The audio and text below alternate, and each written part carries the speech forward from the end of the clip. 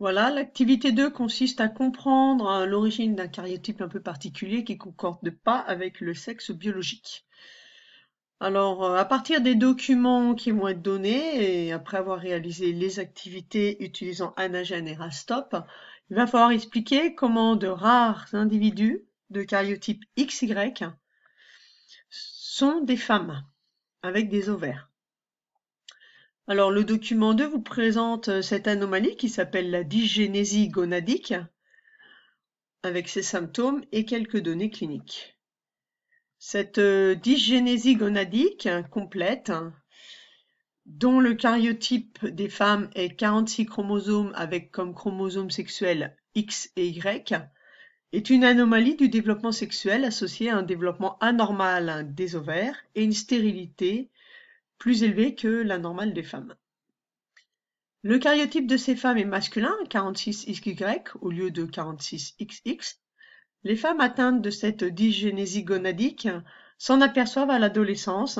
Elles ont un morphotype féminin normal, seulement leur caractère sexuel secondaire, c'est-à-dire le développement des hanches et de la poitrine, sont peu marqués. Elles ont une absence de règles, qu'on appelle une aménorrhée, et elles ont une pilosité classique au niveau des aisselles et du pubis. Leur taille est normale. Alors on va comparer des séquences d'un gène, le gène SRI, chez le cas clinique normal et chez ces femmes-là. Pour cela, on utilise Anagen. Il va s'agir d'ouvrir des séquences, de les comparer et ensuite de voir ce que chacune de ces séquences donne en termes de protéines, puisque un gène est codé et transcrit en protéines, c'est-à-dire une séquence peptidique. Ensuite, on comparera du coup les protéines transcrites et traduites à partir du gène d'un individu normal et de ces femmes qui ont cette dysgénie gonadique. Alors pour cela, nous allons aller dans Anagen en ligne. On va ouvrir dans le dossier seconde le dossier détermination du sexe et on parle du gène SRI. On va regarder la séquence du gène SRI normale. Voilà. Donc voici la séquence nucléotidique avec un code couleur pour les 4 nucléotides, adénine, thymine, guanine et cytosine. Ce gène fait, si on regarde au bout de la séquence qu'on l'a fait défiler, il fait à peu près 56 nucléotides. Et on va le comparer à la séquence du gène SRI de ces femmes ayant un karyotype 46XY. Pour cela, j'ouvre leur séquence. Donc le SRI est muté chez ces femmes-là et on va regarder où se situe la mutation.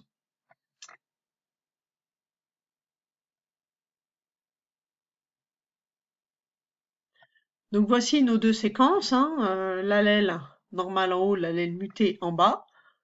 Comme il y a un code couleur, on va vite se rendre compte des différences en faisant défiler, mais on peut aussi sélectionner les séquences pour les comparer.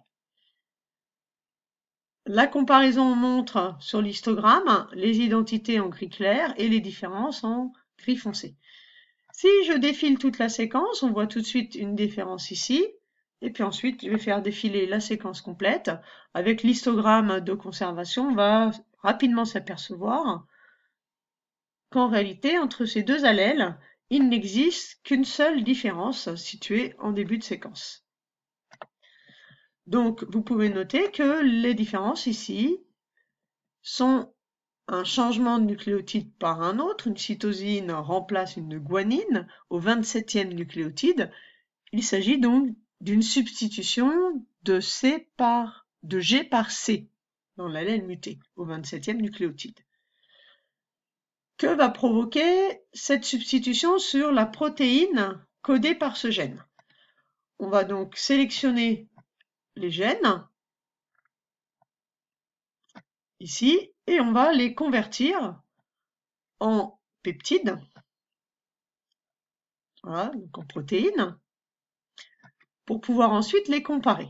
Donc l'allèle normal en haut est transcrit en une protéine. Donc vous voyez qu'il faut 3 nucléotides pour former un acide aminé de la protéine, et donc la protéine est une succession d'acides aminés. Je peux changer ici l'échelle pour passer en échelle 3, de telle sorte qu'ici, par exemple, là, la valine est le 5e acide aminé.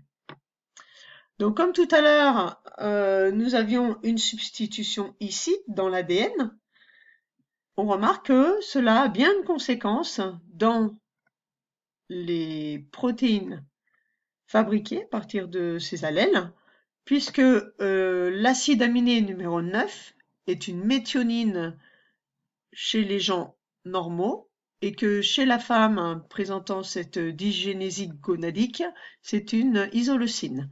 Donc meth remplace il, est remplacé par il au 9e acide aminé dans cette protéine qui en contient à peu près 85 ou 86. D'accord? Donc un changement d'acide aminé, le 9e, entre les deux protéines, font que ces deux protéines sont différentes. Quel est le rôle de ces deux protéines? Alors, juste tout de même, on pouvait tout simplement aussi cocher les protéines et les comparer. Dans ce cas-là, on voit rapidement ici la différence avec l'histogramme de conservation. Quel est le rôle de cette protéine? Alors, dans l'activité, il est indiqué que l'expression du gène SRI aboutit à une protéine, TDF, qui s'appelle Testis Determinating Factor, ou facteur de détermination testiculaire. Ça veut dire que quand cette protéine existe, la gonade se différencie en testicules. Cette protéine comporte 204 acides aminés et se lie spécifiquement à certaines séquences de l'ADN, ce qui déclenche alors l'expression d'autres gènes cibles impliqués dans la différenciation de la gonade en testicules. Donc c'est un facteur de différenciation testiculaire. On va donc voir ce que ça donne, cette différence où cette protéine agit avec l'ADN en utilisant le logiciel Rastop. Donc, il va s'agir d'ouvrir un fichier qui comporte l'ADN et la protéine TDF que l'on vient d'étudier par un gène, et on a vu qu'il y avait le 9e acide aminé meth qui était remplacé par il dans la séquence chez les personnes atteintes de ce syndrome. On va donc regarder ce que ça fait et on va voir où se situe l'anomalie, alors que là on ne dispose que du fichier chez les personnes normales. Je lance donc le logiciel Rastop et je vais ouvrir le fichier en question. Le voici. On va ici colorer un petit peu tous ces ensembles pour pouvoir repérer certaines structures que vous connaissez déjà. Je vais colorer ici ces ensembles de molécules par groupe. Voilà. On observe ici une chaîne multicolore, et là ici on voit deux brins qui s'enroulent en hélice. Un orange ici, d'accord, qui part comme ça, et un rouge. Donc si je tourne la molécule, vous voyez ces deux brins. D'accord? Alors, je peux éventuellement colorer par chaîne, ce sera plus simple, l'ensemble. Vous voyez ici, du coup, le brin vert et rouge en double hélice. Vous reconnaissez, du coup, la molécule d'ADN. Et ensuite, une molécule bleue. Cette molécule bleue, c'est la protéine TDF. Vous voyez qu'elle s'enroule autour de l'ADN. Donc, le brin vert n'est nommé chaîne B par le logiciel. Le rouge, ici, je clique chaîne C. Et ma protéine bleue, elle s'appelle chaîne A. Je voudrais donc voir où se situe ici l'acide aminé numéro 9 qui est modifié chez la personne, chez les femmes atteintes de ce syndrome. Vous remarquez d'ores et déjà que la molécule d'ADN ici, elle n'est pas droite. Au lieu de rester verticale ici vers le bas, hop, elle vire vers la droite. Donc vous avez un angle de torsion de l'ADN qui est provoqué par cette protéine TDF. Cet angle de torsion, il est à peu près de 30 degrés. Au lieu d'être vertical comme ça, la molécule, vous voyez qu'elle part ici avec un axe comme ça. Donc on a l'angle comme ça qui fait à peu près 30 degrés. Cette chaîne A ici, si je prends l'expression pour sélectionner l'acide aminé 9e acide aminé, je sélectionne ma chaîne A et je veux l'acide aminé 9 dans la chaîne A. Voilà, et je vais colorer ça d'une autre couleur que le bleu pour voir où elle est située. Voici où c'est situé. Alors si je zoome du coup mon ADN et ma protéine TDF en bleu, vous voyez que l'acide aminé numéro 9, il est à peu près situé là où l'ADN se tord. Donc si vous modifiez cet angle de torsion, parce que cet acide aminé n'est plus le même, vous pouvez empêcher l'expression des gènes provoquant une différenciation des testicules, des gonades en testicules. Et c'est ce qui se passe chez ces femmes-là. En effet, des études ont montré que l'activation de l'expression du gène qui code pour la protéine TDF s'exerce si la protéine TDF parvient à provoquer une torsion de l'ADN proche de 90 degrés. Cette courbure permet du coup le rapprochement des facteurs qui va activer la transcription du gène. Si on n'a pas cette courbure-là, on va pouvoir activer la transcription du gène qui permettront de transformer les gonades en testicules. Donc, en récapitulant, nos femmes XY ont un karyotype masculin. Sur leur chromosome Y, elles ont un gène SRI qui normalement provoque une différenciation des gonades en testicules. Ce gène SRI chez elles est muté sur le 27e nucléotide. On a une substitution de G en C, ce qui provoque une différence dans la protéine codée par ce gène. Cette protéine TDF est modifiée au 9e acide aminé. Au lieu d'avoir une méthionine, on a une isoleucine.